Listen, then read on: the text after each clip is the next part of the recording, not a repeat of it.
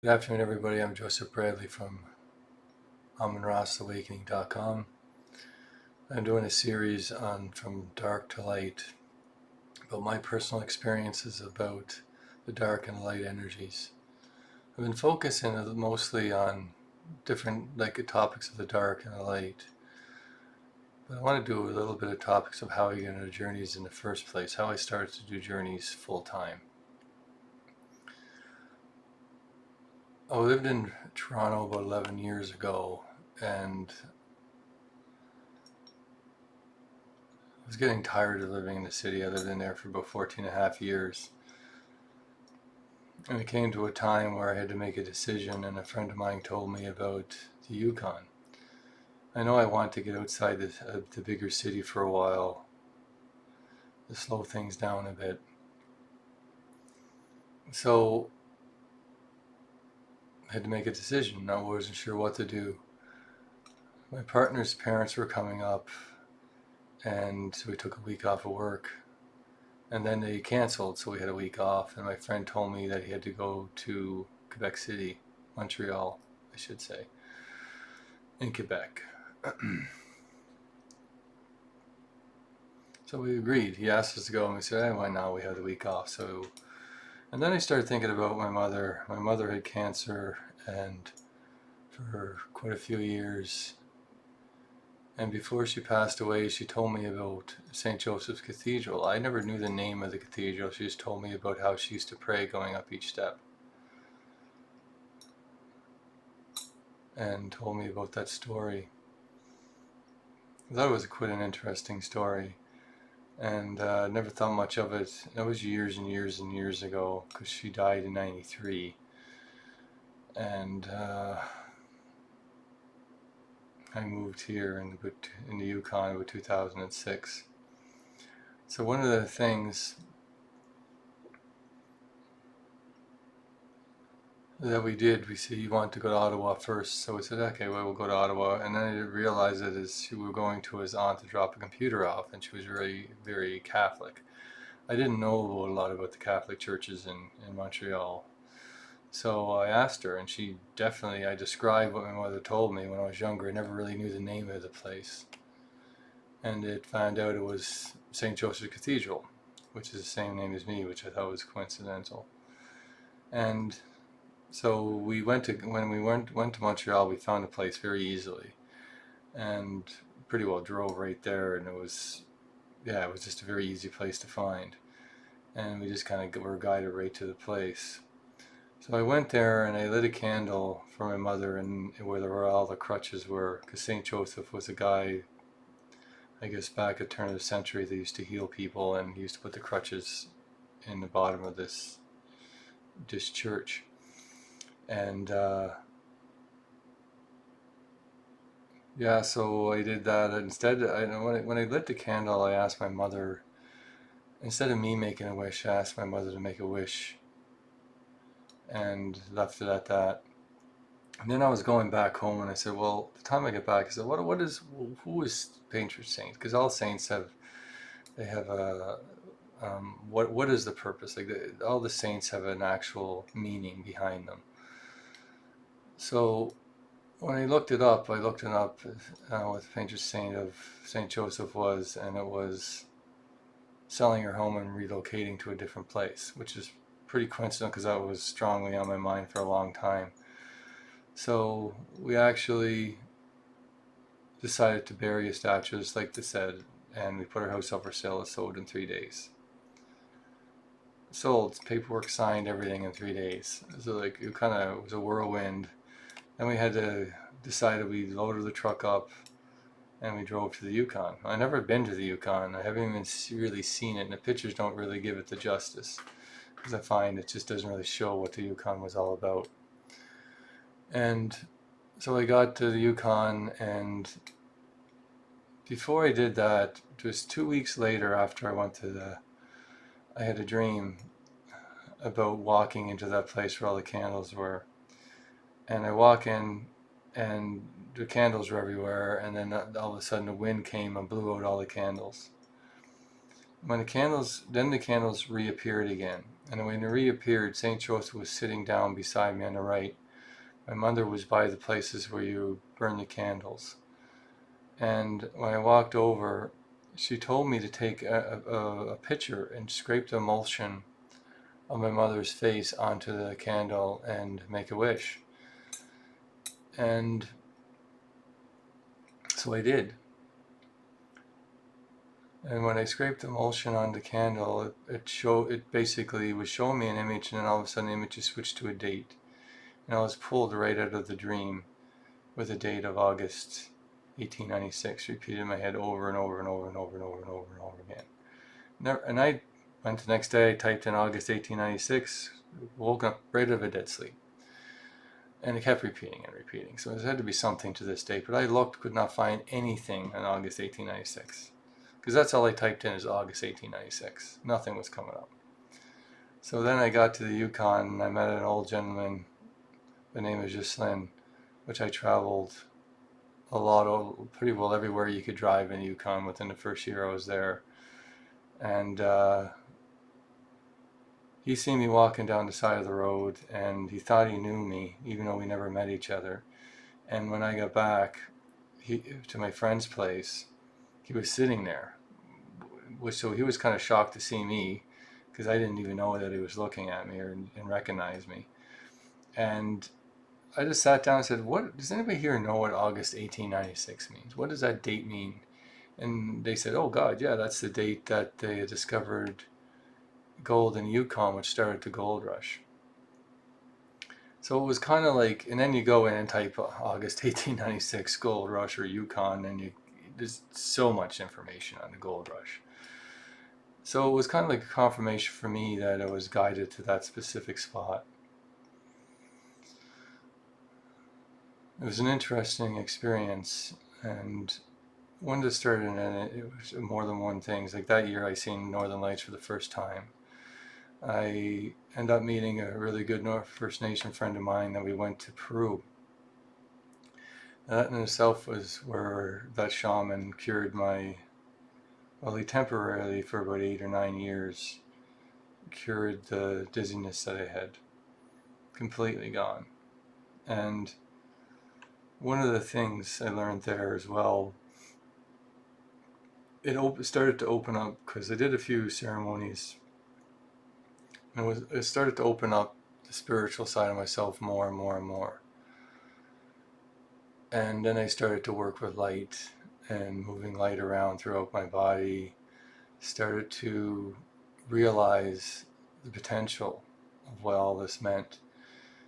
And there was one other time about the black bear, how I had to go on a journey, a hiking trip. I didn't have to go, I was compelled to go on this hiking trail.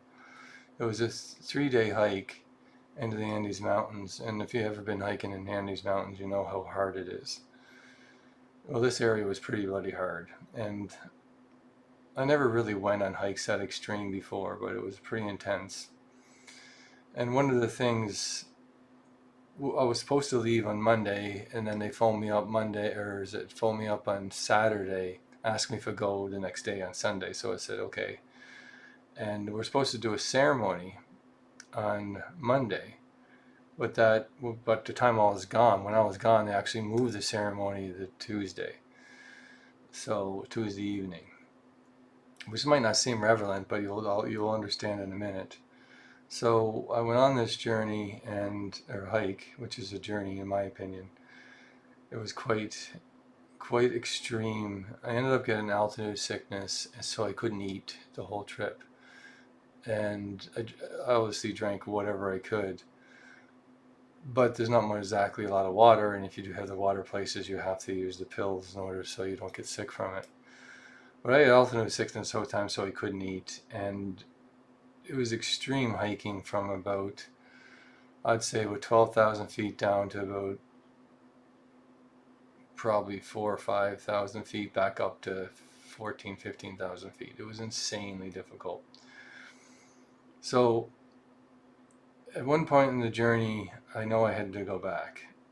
And so I told the guide that I had to go back. So he went up and talked to his friend, and I was sitting down on the rocks resting, and rocks started to fall down. So I look at the rocks and never thought much of the rocks. I look up and I see a huge black bear. Huge black bear. I mean, I've seen lots of black bears in my life, and this is a big one.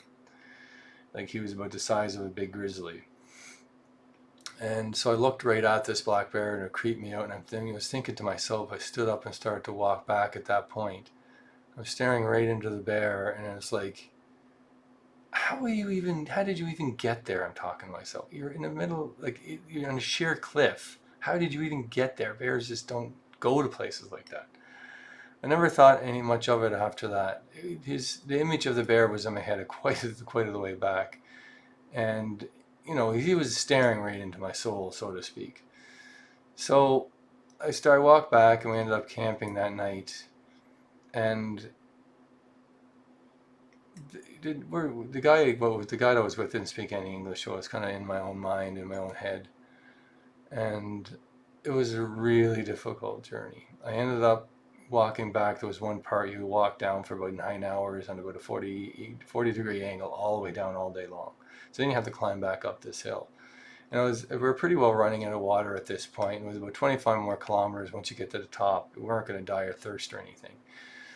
But it was just, I just said, God, man, it would be nice to have some water right now. And so I ended up getting to the top of the hill, and I'm telling you, it was excruciatingly long. It's all day uphill. And I get to the top of this hill, and there's this, literally just walking towards us was this woman, probably about 60-year-old woman, with a huge backpack on her back. And I'm thinking, what? And it is really, for us living in North America, it's really kind of unusual to see that. This little old woman carrying this huge weight on her back makes us all look bad, actually. But anyway, she ended up having Coke, pop, all different types of pop, so Coca-Cola and water, and she was charging 3 soles, which the guide was saying was, that's overpriced. I'm thinking, I'm dying of thirst, and I just walked up this massively difficult space, and this little old lady which by the way is $1 Canadian, or about 75 cents American. So it was like, no, that's pretty damn cheap. I'm gonna buy. So I bought the guide and myself and whoever was on top of that mountain something to drink, and bought a couple extra to bring with me. But it was like, it just shows you, it was just a really cool experience. And on the way back, it was about 25 kilometer walk straight, and it was like so easy because it was just level at that point, and I just wanted to get back. So I ended up getting back, and by the time I got back, I was starting to get my appetite back a little bit. So I just grabbed a little bite to eat, and then went back to the hostel, which is like a hotel, because the private rooms is pretty cool little spot. And there's nobody there. And just when I got there, the owner of the place, his wife was leaving, which happened to be the shaman that was doing the ceremonies, which is in Teray, which is close to where we were. And it was awesome. Like, it's like, well, it's not. I'll get into more detail. It's just like, so I told her, and they said, oh, they're not doing ceremonies. Oh, I said, I thought they were doing that yesterday. So no, we delayed it. Something happened and delayed, and then we're doing it right now. So do you want to come with me, and I'll take you there, and you should be able to join in. So I said, okay, why not? So I go there, and they did a ceremony, and I got there, and I was invited in. I did the ceremony when I was there. And the whole time I was thinking about all the different animals and stuff, and it was a pretty intense ceremony. I don't want to go into all the details, but one of the parts in the like I was kind of journeying, and it was this girl that literally did this and parted the whole space and was standing on top of a mountain. And when she spoke, the earth shook. So she told me that I was able to do this as well, and which really opened up my understanding about things. And that was the first time I really started to do journeys and understand them at a different level. And so besides the actual words is to what you attach to each and single word that you speak. So you can attach sounds to words, and it's important for us to understand that, because words are very powerful. And when we speak words, it's just a very, very, very, it's more powerful than we think. and especially with intention. So when we send negative energies to people, negative thoughts, be very careful how you do that, because you really do send negative energy and thoughts to that individual. And do you really want that person to suffer? Just be very careful what you say, because each and every word is powerful and can hurt people on a level that you never thought. You say bad things about a person behind their back, you actually send bad energy to that person. Now, you might not like the person, but you might not want to hurt them. So if you don't want to hurt anybody, don't speak bad things about them, because it also hurts yourself at a level that you don't quite understand. Or maybe you do.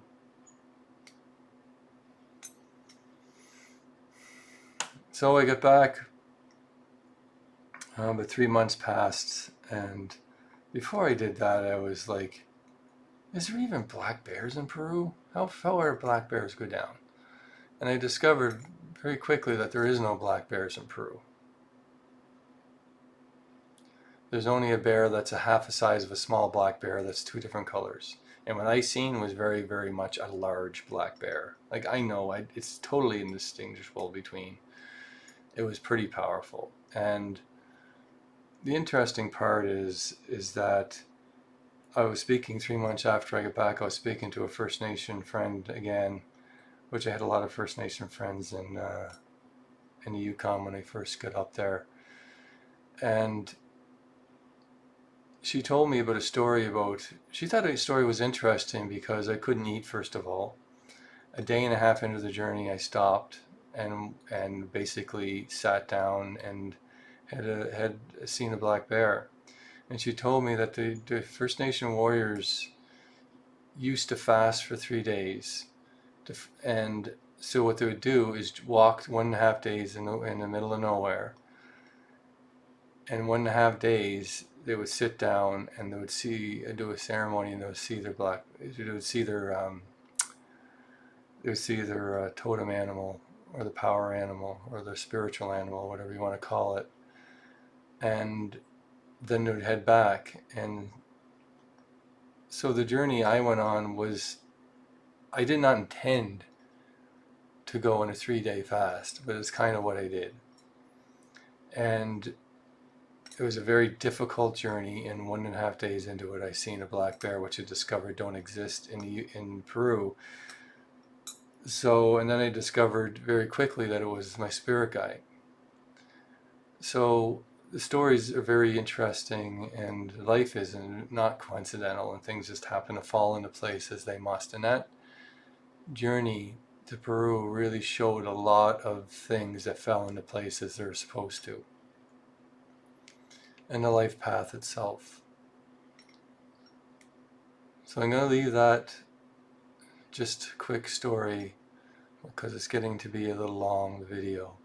So I'm going to stop the video here, and I'll continue talking a little more about my experiences and when I first started through journeys. Thank you very much, and if you're interested to do a session with me, you can go to www.amonrosawakening.com. And if you want to look at my Northern Light pictures, you can go to www.josephbradleyaurora.com. Thank you very much, and thank you for listening.